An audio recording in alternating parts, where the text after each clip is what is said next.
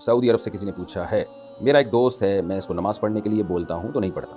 وہ بولتا ہے کہ میں نے نماز پڑھ کے دیکھ لیا، اللہ تعالیٰ کچھ نہیں کرتے، استغفر اللہ استغفر اللہ۔ ہم کو ہی پریشانی دیتے ہیں، وہ کبھی نماز نہیں پڑھتا۔ بہت پہلے بچپن میں نماز پڑھتا تھا، کیا اس کو اللہ تعالیٰ کی ناشکری کا گناہ ہوگا؟ کیوں نہیں ہوگا؟ اللہ تعالیٰ اس کو کھلا بھی رہا ہے، پلا بھی رہا ہے، آسمان سے بارشیں برسا رہا ہے، سعودی عرب میں رکھا ہوا ہے اللہ میاں نے اس کو۔ آج کل لوگوں کے جاب کے کتنے مسائل ہیں، اتنا کچھ تو اللہ اس کے لیے کر رہا ہے۔ یوں کہنا چاہیے کہ وہ کہہ رہا ہے میری منہ مانگی مرادیں پوری نہیں کر رہا، تو یہ آپ کی بیسک ضرورتیں تو اللہ پوری کر رہا ہے۔ باقی اللہ ایسے اگر منہ مانگی مرادیں پوری کرنا شروع کر دے کہ اللہ یہ دے دے، اللہ نے یہ دے دیا، تو اس طرح تو سارے دعائیں مانگنا شروع کر دیں گے۔ غیب پر ایمان کا مطلب کیا ہوگا؟ تو ہمیں دعائیں مانگنے کا حکم ہے اور یقین کر لینا چاہیے بھائی اللہ ہماری حاجت پوری کر رہا ہے۔ کیسے کر رہا ہے یہ اللہ پہ چھوڑ دیں، اس لیے دعا مانگنا اہل ایمان کا کام ہے۔ جن کا ایمان کمزور ہے وہ نہیں دعائیں مانگتے، تو اپنے دوست کو سمجھائیں کہ آپ محروم ہو رہے ہو بہت بڑی خیر سے۔ قرآن کے الفاظ دیکھو، ان الذین یستکبرون عن عبادتی سیدخلون جہنم داخرین۔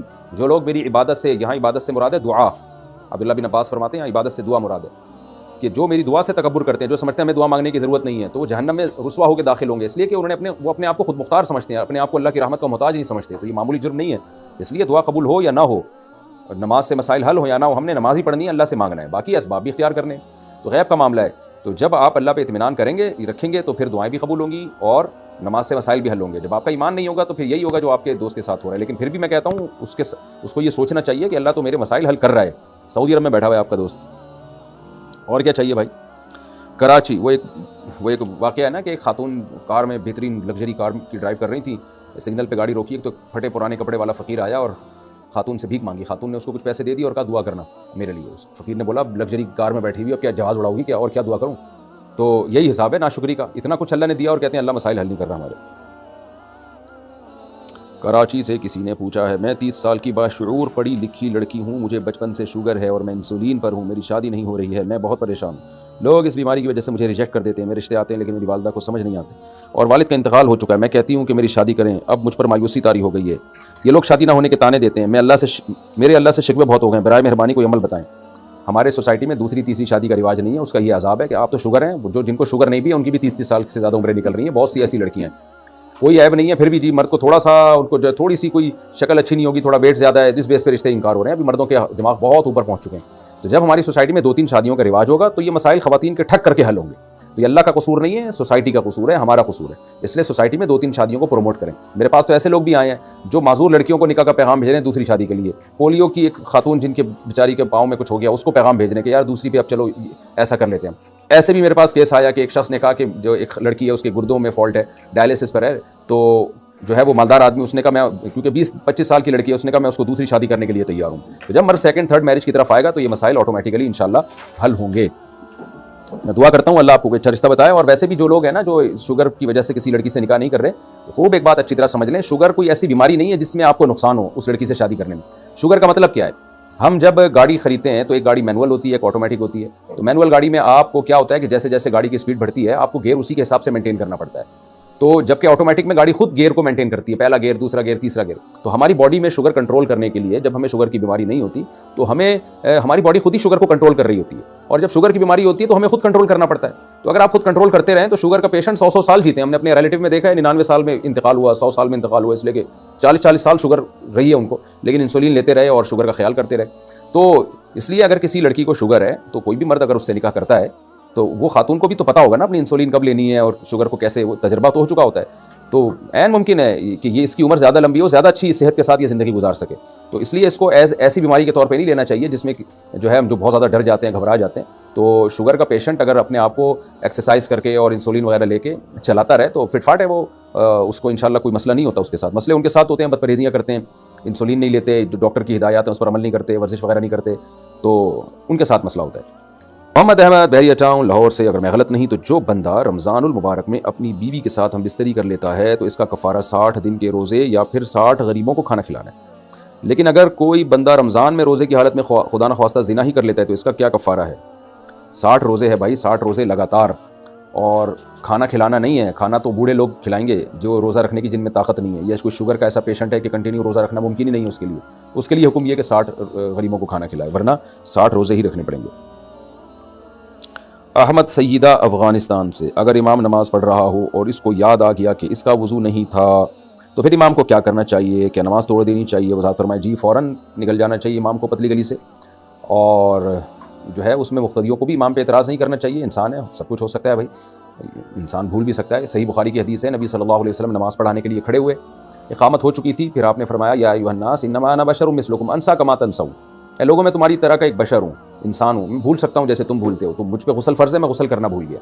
تو یہ مثالیں اللہ تعالیٰ نے اس لیے قائم کی ہیں تاکہ لوگوں کو یقین آئے سید الانبیاء صلی اللہ علیہ وسلم کی تواضع, آپ کی عاجزی, اور جو ریالٹی ہے.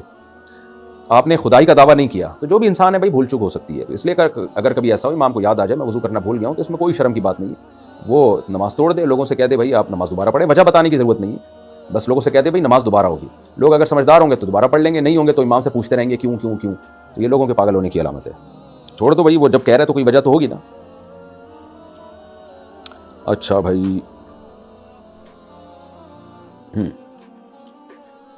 محمد کامران انڈیا سے, نماز میں صحیح طرح سے الفاظ نہ کیے جائیں تو کیا نماز ہو جاتی ہے؟ بھائی نماز میں اگر تلاوت صحیح طرح نہیں کی تو صحیح طرح کتنی غلط کی ہے. اگر اتنی غلط کی ہے کہ الفاظ میں سین شین کا فرق نہیں نکل رہا, سین اور صاد کا فرق نہیں ہے, صاد اور ضاد کا فرق نہیں ہے, اور اس کے معنی چینج ہو رہے ہیں, اتنا زیادہ ڈفرینس آ رہا ہے, تو پھر تو ظاہر ہے ناجائز ہے, نماز نہیں ہوگی. لیکن اگر تھوڑی بہت غلطیاں ہو رہی ہیں تو یعنی غلطی کا معیار یہ ہے کہ اتنی غلطی ہو کہ معنی کفریہ بن جائیں, بالکل ہی قرآن کے مفہوم کے خلاف معنی ہو جائے. اس لیے تجوید سیکھیں. ہاں جس بیچارے کو تجوید نہیں آتی, سیکھنے میں لگا ہوا ہے, اس کی غلطی اللہ سے امید ہے انشاءاللہ معاف ہو جائے گی. لیکن جان کر ایسی غلطی کر رہا ہے یا سیکھنے کی کوشش ہی نہیں کر رہا تجوید, تو پھر زیادہ سنگین بات ہے. باقی یہ کہ کتنی تجوید خراب ہو کہ نماز نہیں ہوتی, تو اس میں جو ہے الفاظ کے معنی اگر چینج ہو رہے ہیں, اور قریب المخارج الفاظ جو ہے نا, قریب المخارج الفاظ جیسے سین اور صاد, اس میں اگر کوئی عامی آدمی فرق نہیں کر پا رہا تو بھی گنجائش ہے. لیکن اگر بہت ہی زیادہ فرق ہو رہا ہے کہ آپ جو ہے وہ تے اور فے میں فرق ہی نہیں کر پا رہے, تو پھر تو ظاہر ہے اس کا مطلب آپ قرآن نہیں پڑھ رہے, پھر آپ کچھ اور پڑھ رہے ہیں. تو یہ آپ ایسا کریں کہ یہ جو جہاں بھی آپ رہتے ہیں نا, وہاں علاقے کے کسی قاری سے, ان سے آپ پوچھیں کہ میرا جو قرآن ہے وہ کتنا غلط ہے. وہ آپ کو اس بارے میں, کیونکہ چیزیں بتائی نہیں جا سکتی, سن کے فیصلہ کیا جا سکتا ہے. تو کوئی بھی علاقے کے قاری ہوں گے, ماہر قاری ہوں گے, وہ آپ سے جب قرآن سنیں گے تو وہ آپ کو بتا دیں گے بھائی یہ ایکسیپٹیبل بھی ہے یا نہیں ہے. اچھا بھائی, کیا اللہ کے سوا کسی اور کی قسم کھانا شرک ہے؟ پاکستان سے پوچھا جی کسی نے. نہیں, شرک نہیں ہے, لیکن گناہ ہے, نبی صلی اللہ علیہ وسلم نے منع کیا, باقی شرک نہیں ہے. انڈیا سے کسی نے پوچھا, میرا یوٹیوب چینل ہے, میں قوالی شارٹس ڈالتا ہوں, اب پتہ چلا کہ قوالی حرام ہے, تو اب میں کیا کروں؟ ساری ویڈیوز ڈیلیٹ کر دوں یا چینل بند کر دوں؟ کیونکہ میں تو صرف قوالی شارٹس ہی اپلوڈ کرتا تھا. قوالیاں اڑا دیں, کچھ اور ڈال دیں, نعتیں ڈال دیں اس میں, بھائی چینل ڈیلیٹ کرنے کی ضرورت نہیں ہے. آپ اس میں قوالیاں ہٹا کے کچھ اور ڈال دیں, جو جائز چیزیں وہ ڈال دیں. سعودی عرب سے کسی نے پوچھا ہے, میرا بھائی لاہور سے وزٹ ویزے پر مکہ آ رہا ہے, تو اس پر عمرہ لازم ہوگا, تو وہ عمرے کی نیت کہاں سے کرے گا؟ لاہور سے یا جدہ ایئرپورٹ پر رہنمائی فرمائیں. دیکھیں اصل مسئلہ تو یہی ہے, فضیلت کی بات تو یہی ہے, جب بھی آپ مکہ جا رہے ہیں تو آپ عمرے کی نیت کریں اپنے گھر سے, جہاں آپ رہتے ہیں, لاہور میں رہتے ہیں, جاپان میں رہتے ہیں, سری لنکا میں رہتے ہیں, جہاں بھی رہتے ہیں. اس میں بیت اللہ کی عظمت بھی ہے, اور احرام باندھ کے گھر سے آپ چلیں گے, یہ زیادہ ثواب ہے, شاعر اسلام کا اظہار بھی ہوگا, تو افضل تو یہی ہے. لیکن اس میں مشکل ہوتی ہے لوگوں کو, تو پھر دوسرا راستہ یہ ہے کہ آپ ایئرپورٹ پہ احرام کی چادر پہن کے لبیک اللہم لبیک پڑھ کے 2 رکعت پڑھ کے جو ہے لبیک اللہم لبیک وہ پڑھ لیں, یعنی گھر میں لبیک پڑھ لیں, تو وہیں سے آپ عمرے کی پابندیاں شروع ہو جائیں گی. سب سے افضل یہ ہے, اور احرام کی چادر پہن لیں. دوسرے درجہ یہ کہ ایئرپورٹ پہ یہ کام کر لیں, کیونکہ جب احرام میں آ جاتا ہے انسان تو پابندیاں بھی ہوتی ہیں, تو ڈر ہوتا ہے کہ یار بہت لمبی پابندیاں ہیں, تو ایسا نہ مجھ سے کوئی غلطی ہو, دم واجب ہو جائے. تو آسان حل جو اس میں تھوڑا کم ثواب ہے وہ یہ کہ ایئرپورٹ پہ آپ احرام کی چادر پہن لیں اور لبیک اللہم لبیک تلبیہ پڑھ کے عمرے کی نیت کر لیں. یہ دوسرا درجہ ہے. اس سے بھی آسان درجہ یہ ہے کہ آپ صرف عمرے کی چادر ایئرپورٹ پہ پہنیں, لبیک نہ پڑھیں. لبیک آپ اس وقت پڑھیں جب اناؤنسمنٹ ہو کہ بھائی میقات سے آپ گزرنے والے ہیں. جہاز میں جب بھی کوئی جہاز جدہ جاتا ہے نا, تو اناؤنسمنٹ ہوتی ہے کہ جو عمرہ کرنے والے وہ نیت کر لیں, تو پھر میقات سے پہلے لبیک پڑھ لیں. چادر اس لیے پہلے باندھ لیں کہ وہاں پھر جہاز میں موقع نہیں ملتا چادر باندھنے کا. تو یہ تیسرا درجہ ہے نا, یہ بھی بہترین بات ہے, تھوڑا نسبتاً کم ثواب ہے. چوتھا درجہ یہ ہے کہ آپ مکہ جانے کی نیت ہی نہ کریں. آپ مکہ جا رہے ہیں جدہ ایئرپورٹ سے, نیت کریں جدہ جا رہا ہوں میں. مکہ جانے کی اگر نیت کریں گے تو میقات سے پہلے بہرحال لبیک اللہم لبیک تلبیہ پڑھ کے عمرے کی نیت کرنی پڑے گی. اگر آپ نے میقات بغیر احرام کے یعنی بغیر تلبیہ پڑھے کراس کر دیا تو دم واجب ہو جائے گا آپ کے اوپر. تو اس لیے ہاں, یہ اس کے لیے گنجائش ہے کہ وہ نیت جدہ کی کرے, یعنی آپ نے جانا تو مکہ ہے لیکن آپ نیت کریں کہ میں جدہ جا رہا ہوں, اور پھر جدہ سے پہنچنے کے بعد میں عمرے کی نیت کروں گا. ابھی سے نیت ہی نہ کریں مکہ جانے کی, نیت یہ کریں جدہ جاؤں گا میں, تو جدہ جانے کے بعد مکہ جانے کی نیت کروں گا اور عمرہ کرنے کی نیت. تو پھر ایسی صورت میں یہ چوتھا درجہ ہے کہ آپ یہاں سے جدہ جائیں, جیسے سب جاتے ہیں. جدہ میں امیگریشن وغیرہ کے مراحل سے گزرنے کے بعد وہاں کھائیں پئیں, جو بھی آپ نے کرنا ہے اپنے کام کو نمٹائیں. کوئی بھی کام اگر نہیں ہے تو وہاں پھر آپ اس کے بعد جا کے پھر حدود حرم میں داخل ہونے سے پہلے آپ جدہ ہی میں, جدہ سے تھوڑا قریب ہی ہے حدود حرم, اس لیے جدہ میں پھر آپ احرام کی چادر بھی پہن لیں جب مکہ جانے کا ارادہ ہو. اور پھر تلبیہ پڑھ کے عمرے کا احرام بھی باندھ لیں، تو یہ سب سے آخری درجہ ہے۔ تو یہ 4 درجات ہیں، تو یہ والا درجہ سب سے کم ثواب ہے، پہلا والا سب سے زیادہ ثواب ہے۔ لیکن اتنا ضرور ہے کہ سب سے بہتر کم سے کم اتنا ضرور کر لیں کہ یہاں سے ڈائریکٹ نیت کریں مکہ جانے کی، بے شک جدہ اتر کے جائیں اور میقات سے پہلے احرام باندھ لیں، کم از کم یہ اس فضیلت پر تو عمل کر لینی چاہیے۔ ہاں کوئی ضرورت ہو تو ایک الگ بات ہے۔ انڈیا سے کسی نے پوچھا ہے، میں نے کسی گناہ کو چھوڑنے کی نیت سے کہا کہ اگر میں نے یہ گناہ کیا تو میری ہونے والی بیوی کو 3 طلاق، لا حول ولا قوت الا باللہ، تو کیا جب میں شادی کروں گا تو میری بیوی کو طلاق ہو جائے گی؟ میری کسی مخصوص لڑکی کی نیت نہیں تھی۔ ایسے حماقت والے کام نہیں کرنے چاہیے، اسلام میں الفاظ کی بہت ویلیو ہے۔ اگر آپ نے وہ گناہ کر لیا تو پھر ایسا ہی ہوگا کہ جب آپ کسی خاتون سے نکاح کریں گے تو اس کو 3 طلاق ہو جائے گی۔ تو اب اس کا طریقہ یہی ہے کہ آپ نے یہ گناہ کیا تو آپ نے کہا ہونے والی بیوی کو 3 طلاق، یہ تو نہیں کہا نا کہ جب بھی کسی بیوی سے عورت سے نکاح کروں گا اس کو 3 طلاق، ہمیشہ کے لیے تو نہیں کہا۔ تو اس لیے پھر آپ ایسا کریں کہ اگر اللہ نہ کرے یہ گناہ کر لیا، اول تو گناہ سے بچیں، کر لیا تو پھر اس کی تدبیر یہی ہو سکتی ہے کہ کسی خاتون سے آپ فیک نکاح کریں، بتا دیا جائے اس کو بھائی میں نے ایسے قسم اٹھائی ہوئی ہے اور میں نکاح کروں گا، کرتے ہی تمہیں 3 طلاقیں ہو جائیں گی، تو تاکہ یہ قسم سے میں نکل آؤں۔ تو ایسا آپ کر لیے گا، کسی خاتون کو سمجھا بجھا کے ان کو بتا دیں، پہلے گواہوں کے سامنے اعتراف بھی کریں اس خاتون کے سامنے کہ اللہ کی قسم میں نے ایسی قسم اٹھائی ہے، تو یعنی ایسا نہ ہو کسی عورت کو پھانسنے کا ناجائز ہیلہ اختیار کر لیں، تو پہلے اس 2 بندوں کے سامنے اعتراف کریں، اس خاتون کے سامنے کو بھی بتائیں کہ یہ اس پر گواہیں کہ میں نے ایسی قسم اٹھائی ہے اور میں جب تم سے نکاح کروں گا، نکاح کرتے ہی تمہیں 3 طلاقیں ہو جائیں گی۔ تو اس طرح جب پہلی دفعہ ایسا اس قسم سے نکلنے کے لیے آپ کو کرنا پڑے گا، تو جیسے ہی کسی خاتون سے نکاح ہوگا اس کو 3 طلاقیں واقع ہو جائیں گی، تو وہ آپ پر حرام ہو جائے گی۔ تو پھر اس کے بعد آپ جہاں چاہیں نکاح کریں، کیونکہ جب ایک دفعہ قسم پوری ہو گئی تو وہ قسم ختم ہو گئی۔ اب دوبارہ جب کسی خاتون سے نکاح کریں گے تو وہ اس کو طلاق نہیں ہوگی، اور ایسے احمقانہ الفاظ سے آئندہ کے لیے اجتناب کریں۔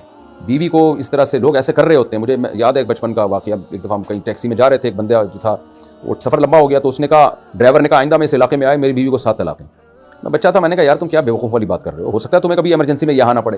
تو طلاق کی جو قسمیں ہیں نا، نبی نے فرمایا ثلاث جدہن جد و ہزلہن جد، طلاق میں ریورس گیئر نہیں ہے، یہ الفاظ مذاق میں نہیں ہوتے، یہ سیریس ہی ہیں، اس کا مطلب وہی ہوتا ہے جو آپ زبان سے کہہ رہے ہیں۔ تو طلاق جیسے شرط کے بغیر دی جا سکتی ہے، شرط کے ساتھ بھی دی جا سکتی ہے، اگر مگر کے ساتھ بھی دی جا سکتی ہے۔ تو اس لیے آپ کسی بھی خاتون سے نکاح کریں گے، پہلی دفعہ جب کریں گے تو اس کو 3 طلاقیں ہو جائیں گی، اس کے بعد آپ دوبارہ جب کسی سے نکاح کریں گے تو طلاق واقع نہیں ہوگی۔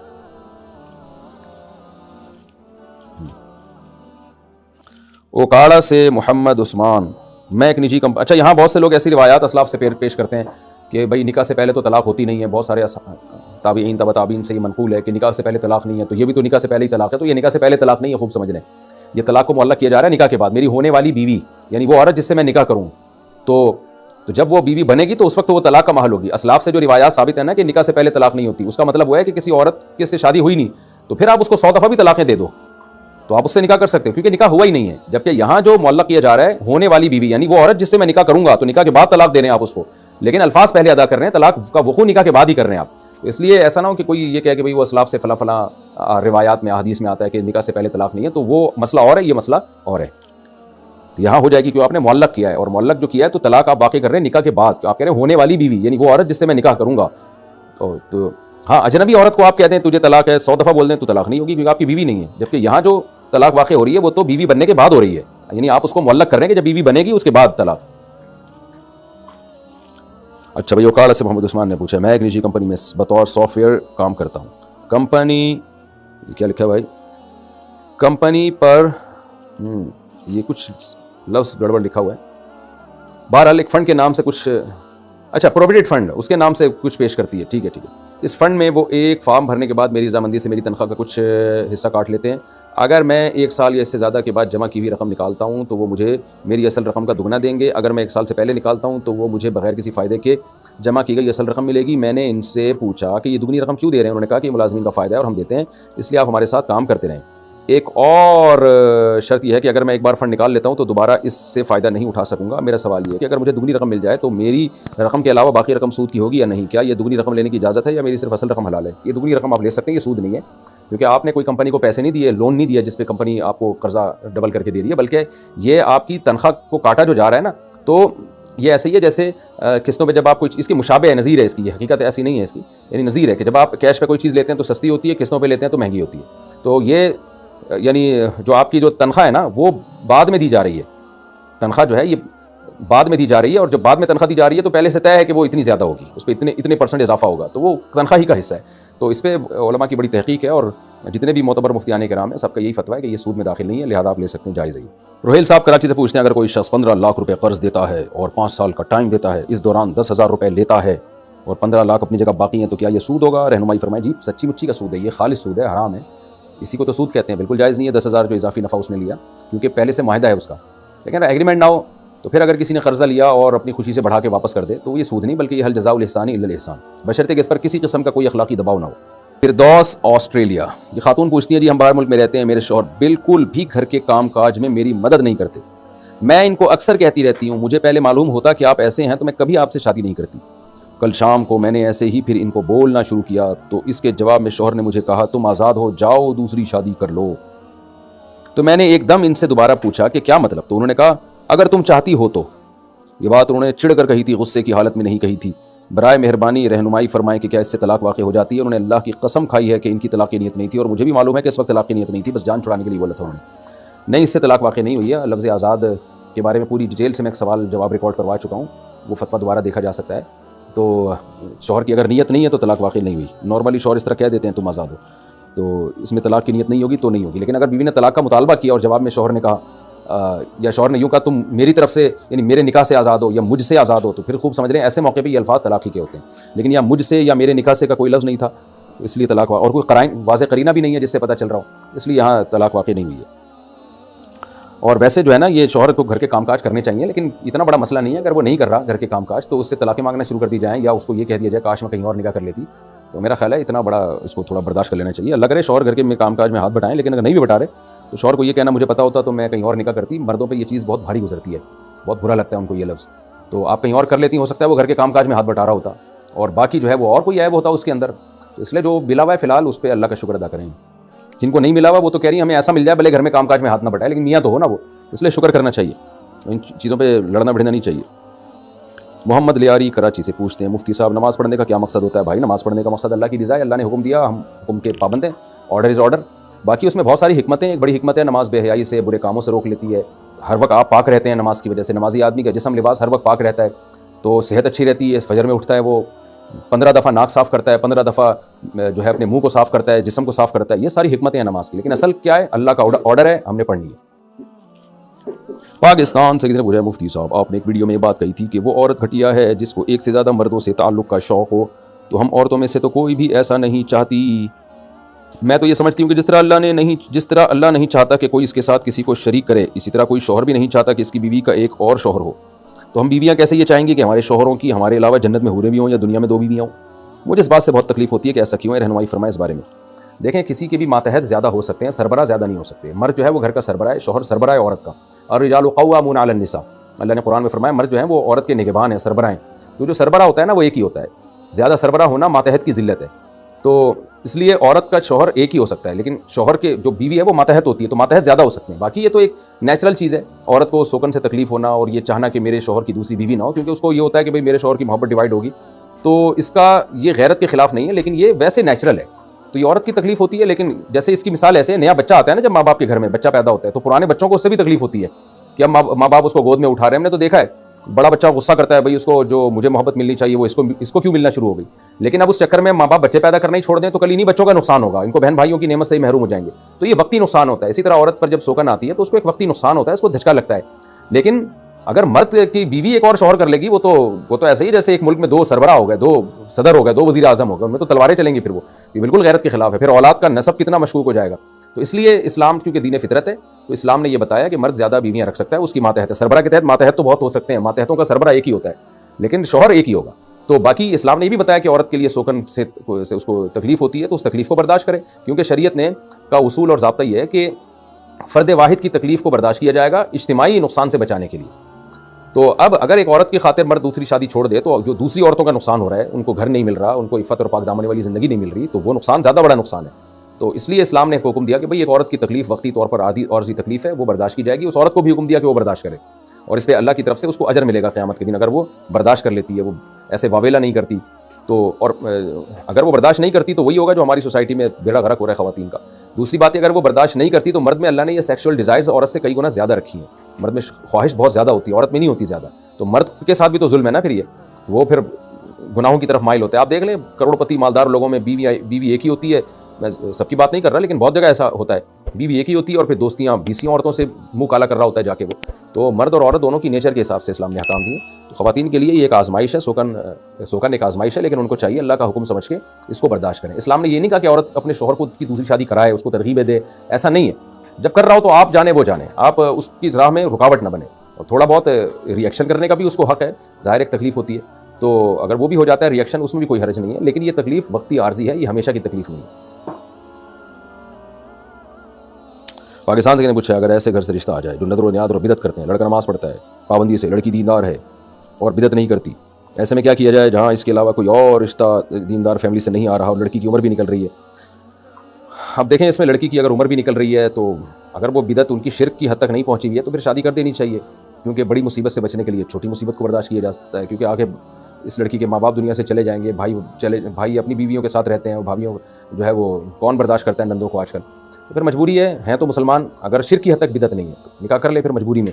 عام حالات میں تو ٹھیک نہیں ہے، یہ آگے پوری نسل بگڑنے کا اندیشہ ہوتا ہے، لیکن مجبوری ہے تو پھر کر لے اور محبت سے ان کو سمجھاتی رہے، اللہ سے امیدیں لگائے کہ ہو سکتا ہے اللہ تعالیٰ ان کو ہدایت دے دے. نہیں تو پھر اپنا گھر بسائے، اپنا دیکھے، بس اپنی نماز کی پابندی کرے، شوہر کے حقوق ادا کرے، کیونکہ نکاح کے بغیر زندگی میں پھر بڑی آزمائشیں آتی ہیں. ہاں اگر کسی کی بدعت اتنی ہے کہ وہ شرک کی حد تک ہے پھر تو نکاح ہوگا ہی نہیں، پھر تو نکاح کرنا نہ کرنا برابر ہے. پاکستان سے کہیں سسرال والے اگر شادی میں غیر شرعی رسومات کرنا چاہیں تو انہیں کس طرح سمجھائیں یا منع کریں، اور سادگی کا کہنا کہاں تک درست ہوگا؟ اگر وہ لوگ نہ مانیں تو گناہ ہوگا یا نہیں ہوگا؟ دیکھو سسرال ہو یا اسرائیل ہو یا کوئی بھی ہو، آپ اتنا کر سکتے ہیں جتنی اللہ نے آپ کو طاقت دی ہے. تو کسی کو بھی جب آپ سمجھائیں کہ رسومات مت کرو تو بس آپ 1 دفعہ 2 دفعہ سمجھا دیں، اس سے زیادہ پیچھے نہ پڑیں کسی کے، کیونکہ آپ تھانے کے SHO یا DSP نہیں ہیں آپ، تو اس لیے فتنہ نہیں بنا دینا چاہیے. آج کل دیندار لوگ کیا کرتے ہیں، پیچھے پڑ کے نا رائی کا پہاڑ بنا دیتے ہیں، مسائل کھڑے کر دیتے ہیں. تو جو آپ کی استطاعت ہے اتنا سمجھائیں، اس پہ جو تبلیغ کا فرض ادا ہو جائے گا. تو ایک دفعہ سسرال کو محبت سے آرام سے سیریسلی سمجھاتے ہیں بھائی یہ غلط ہے، اور یہ ناجائز ناچ گانے اور یہ ڈانس مانس اور یہ بے پردہ عورتوں کا اختلاط یہ بالکل ناجائز ہے، آپ یہ نہ کریں. کائنڈلی مان جائیں ٹھیک ہے، نہیں ہے تو آپ چھوڑ دیں ان کو، آپ بولیں بھائی پھر کائنڈلی میں ایسی شادی میں نہیں آ سکتا، اور اس دن کوئی بہانہ کر کے آپ کہیں پتلی گلی سے نکل جائیں، دوسری شادی رکھ لیں اسی دن اپنی آپ. تو دیکھو سسرال پھر آپ کی ہر بات مانے گا. اچھا بھائی آپ ان کو یہ کہہ دیں کہ ایکچولی آج میں آپ کی شادی میں اس لیے نہیں آ سکا کہ آج مجھے اپنی شادی میں جانا ہے. تو خیر یہ تو ایک بات ہے، لیکن اور ویسے کوئی بہانہ کر دیں تو پھر لڑیں بھڑے نہیں. پاکستان کے نے پوچھا اگر بیوی طلاق لے لے اور شادی سے لے کر طلاق تک بیوی کو شوہر نے ہاتھ تک نہیں لگایا تو طلاق کے بعد بیوی پر عدت لازمی ہوگی یا نہیں؟ دیکھیں اگر بند کمرے میں ٹائم گزار لیا نا نکاح کے بعد میاں بیوی نے، تو اب جب طلاق ہوگی تو عورت پر عدت لازم ہوگی. اور اگر ابھی وہ کہیں بند کمرے میں تنہائی میں ملے ہی نہیں ہے، یعنی ہم بستری ہو یا نہ ہو اس پر مدار نہیں ہے، تنہائی میں جمع ہو گئے، جہاں ہم بستری کرنا چاہتا مرد تو کر سکتا تھا، تو بس اتنی تنہائی میں اتنی دیر کے لیے جمع ہو گئے نا، تو اب اگر طلاق ہوگی تو عورت پہ عدت لازم ہوگی. لیکن اگر ایسا نہیں ہوا ہے، تنہائی میں جمع ہی نہیں ہوئے، نکاح ہوا اور شوہر نے طلاق دے دی، تنہائی میں کہیں اکٹھے نہیں ہوئے، تو پھر عورت پر عدت نہیں ہے. طلاق کے فوراً بعد عورت کہیں جہاں چاہے شادی کر سکتی ہے.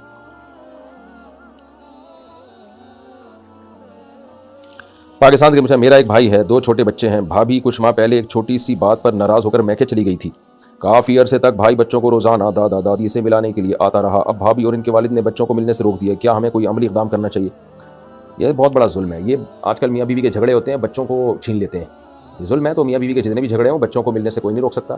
تو اگر وہ بچوں کو ملنے سے روک رہے ہیں تو آپ قانونی کارروائی کر سکتے ہیں. کورٹ اس میں جو ہے وہ یہ تو نہیں کرے گی کہ ماں سے چھین کے بچے باپ کو دے دے گی، لیکن ملاقات کا ٹائم دے دے گی.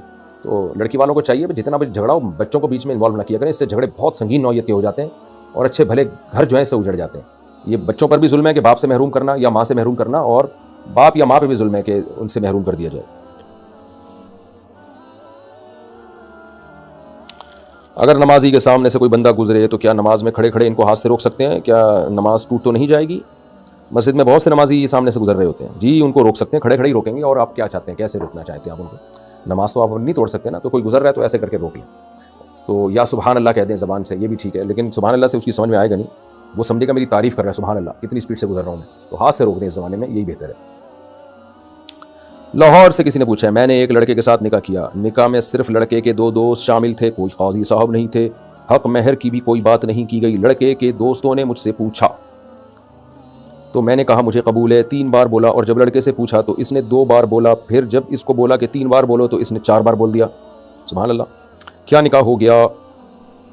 میرے گھر میں صرف میری امی کو معلوم ہے کہ میں اس لڑکے کو پسند کرتی ہوں، لیکن وہ کہتی ہیں کہ جب تک میں زندہ ہوں تمہاری شادی بالکل نہیں ہونے دوں گی اس لڑکے سے. اور میرے ابو کو بالکل کچھ نہیں معلوم.